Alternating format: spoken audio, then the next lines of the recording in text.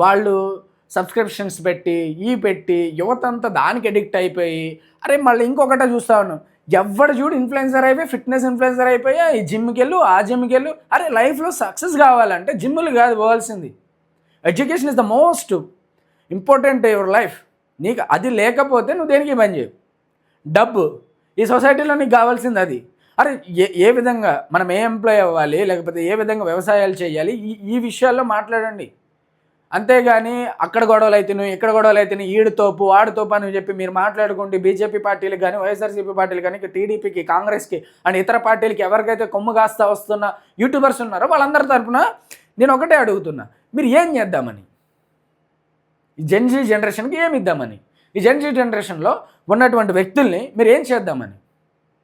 అరే ఒకడేం తల్లిదండ్రులు మాటినాడు, సొసైటీలో ఉన్నాడు, సరే మీ కాళ్ళ మీద మీరు నిలబడిన తర్వాత ఏదైనా చేయండి బాయ్. ఎవడో వచ్చి చెప్పాలి, ఎవడో వచ్చి చెయ్యాలి అంటే అది అవ్వదు. ఇప్పుడు ఇన్స్టాగ్రామ్లో చూసి చాలామంది జిమ్లో జాయిన్ అవుతూ ఉన్నారు. మరి అంత హెల్దీగా ఉంటే, అరే నువ్వు ఫిట్నెస్ బాడీ అంతా కండలు పెట్టేసి పెంచేస్తూ ఉంటే హార్ట్ అటాకులతో మరి భారతదేశంలో 85% పెరిగినాయి. దీనికి కారణం ఏంటి? ఎంత ఫిట్నెస్గా ఉన్నా ఆరోగ్యం కోసం జిమ్ చేయి, హడావుడిగా జిమ్ చేయకు. అలాగే నిరక్షరాస్యత శాతం ఎక్కువ పెరిగింది. ఎందుకు పెరగాల్సిన అవసరం ఉంది? అరే డ్రాప్ అవుట్ స్టూడెంట్స్గా కొన్ని వందల మంది ఉంటున్నారు. అరే మీకు కావాల్సింది ఎడ్యుకేషన్ రా బాబు, డ్రాప్ అవుట్ స్టూడెంట్గా ఉండకండి. Education is the most powerful weapon in the world అని డాక్టర్ అబ్దుల్ కలాం గారు చెప్పారు.